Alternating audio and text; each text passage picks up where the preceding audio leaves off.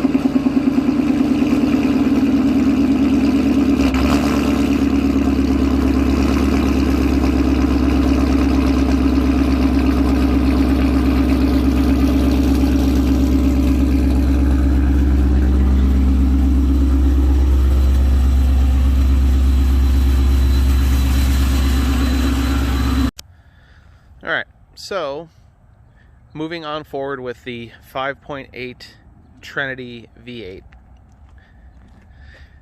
A lot of just misinformation out there about this engine.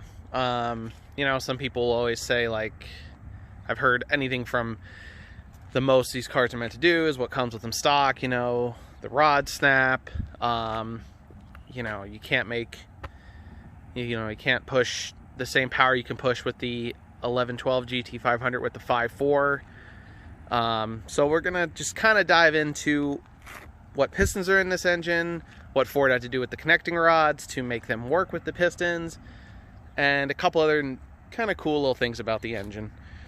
So obviously, to get to 5.8 liters, SVT had to do something. So they put Manley forged pistons in it to bump the bore size from a 5.4 to a 5.8. That's pretty common information. What they did next, unfortunately, I guess wasn't in the budget, to put Manley rods also with Manley pistons in this engine. I'm sure plenty of guys would have happily paid $2,000–$3,000 more over what the original asking price was if Ford had done that. But what SVT did was they wound up taking the connecting rod and narrowing the top of the rod where the piston sits, where the skirt sits. Did that weaken the rod? Yes, it did weaken the rod. So what Ford did to then bring back the strength of the connecting rod is they got rid of the oiling pin that's in the connecting rod, which every connecting rod always has an oiling pin. It keeps the wrist pin lubricated inside the piston. So deleting that, they basically made the connecting rod just as strong as it was with all the other 5.4s. Fortunately, now they have to think of another way to keep the wrist pin lubricated correctly. So they put in piston squirters. A lot of times manufacturers put in piston squirters to keep the pistons cool and, help against if there is detonation like that, try and keep the piston as cold as can be. Ford did it this time to lubricate the bottom of the piston so that it could keep the wrist pin lubricated correctly. Yes, there is a little bit more weight, obviously, with having the Manley larger forged piston on top versus having, in the 5.8 versus with the 5.4 liter V8.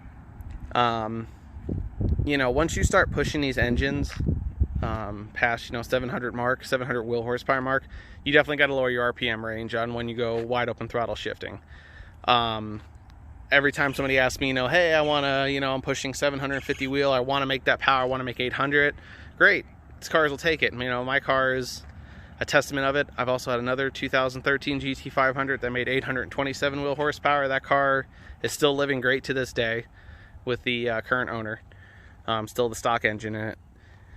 But you have to bring your RPMs down, 6,000 is safe. And any good tuner will tell you that. They'll advise, no higher than 6,500 tops.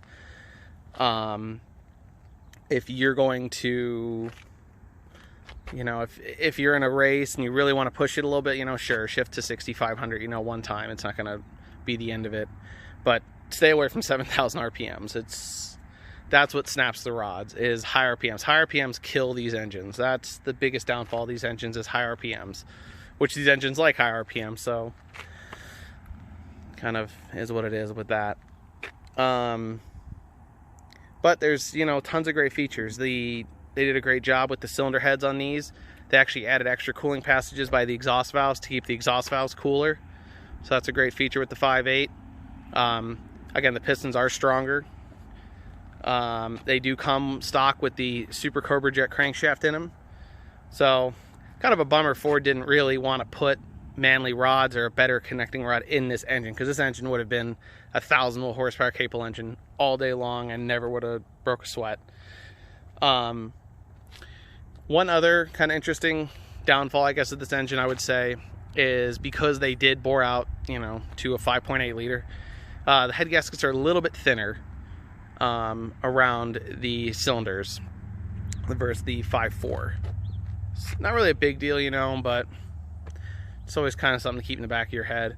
I haven't seen many engine failures due to that, but I have heard of them. So, but beyond that, really the only negatives about this engine are, you know, I mean, head gaskets are a little bit thinner, but it really doesn't cause any issues. And even the same thing with the 5.4, 5.8s.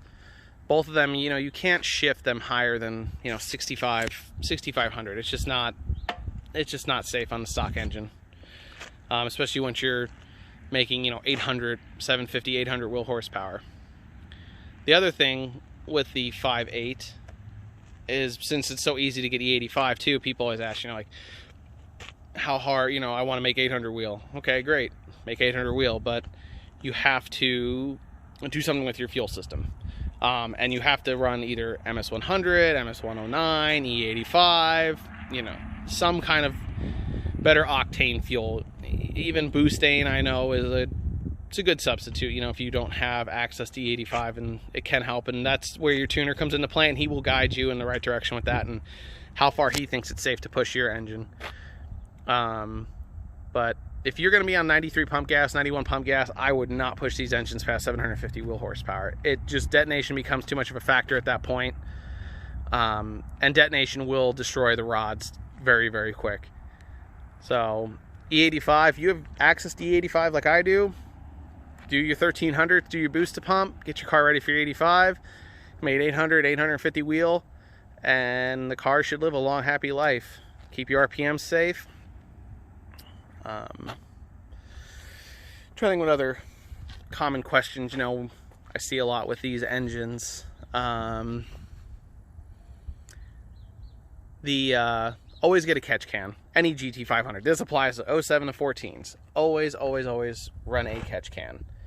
I run a UPR catch can. JLT makes a great catch can. Bob's Performance makes a great catch can. I like UPR. Their design's pretty unique inside and how it catches the oil and everything like that. But these engines, especially, really it's only on the passenger side. Driver side, I only run a catch can. I have ran them before, but you don't get any oil in them. They stay completely dry. For some reason, I'm not sure if it's because it's actually on the supercharger side versus the driver side is pre-throttle body. Maybe that's why you see so much oil on the passenger side, but all 07 to 14s have it. Best thing you could do as soon as you buy one of these cars is throw a JLT catch can on it. This, you know, UPR, Bob's, any of them. Put a catch can on. That should be your very first mod you ever do with these cars when you buy one. Oil will then, if you don't, oil starts soaking, getting in through the rotor pack, getting on top of your intercooler, and start getting into your engine. And if I see if I can upload a picture of how bad they can look, but if you you ever pull one of these superchargers off, you see the intercooler, it can be just caked with oil, which in turn can affect octane. Oil mixing with gasoline is not good. It will affect your octane level. But that's most of the, you know, most of what I want to get at with it. I just always get arguments with people about, you know, oh, the 5.4 can handle more power than the 5.8. No, it cannot. That is completely bad, poor information. You You know, people say the connecting rods are weaker. They're not weaker in any way. They are modified differently, yes, than the 11, 12, 5.4, even the 07 to 10. 07 to 10, 11 and 12, all have the same connecting rod. The 13, 14 has the same connecting rod also, just the top of the rod is narrowed a little bit, so it can fit the manly piston on top of it. That is why Ford put the piston squirters in there, because they deleted the oiling ring. The only downfall I would say is the piston is a little bit heavier, and that is where it still boils down to keeping your RPMs safe and don't go higher than 6,000, maybe 6,500 if you're really trying to push it. But it's just, if you want to keep your engine living long and happy, then keep your RPMs safe, run awesome fuel in it, and you'll never really have an issue with these engines. They're pretty bulletproof engines, they really are. But if you guys have any other questions or kind of curious about anything else with these engines, drop a comment down below, let me know. I will answer them. If you guys have any other subjects you want me to talk about with the car, or anything specifically with 13, 14 GT500s, I have a few ideas what I'm going to talk about next. But drop a comment down below, let me know what you guys want to hear about. I'm always happy to answer. Again, if you want to follow me on Instagram, I am at GT500 guy. Post a lot of stuff on there too. So hope this video helped you a little bit, especially if you have questions about the 5.8 and not really sure why people say they're weaker or anything like that, because they are not. Hopefully it answered a few of your questions. But on that note, everyone has a good rest of your weekend. Talk to you next time.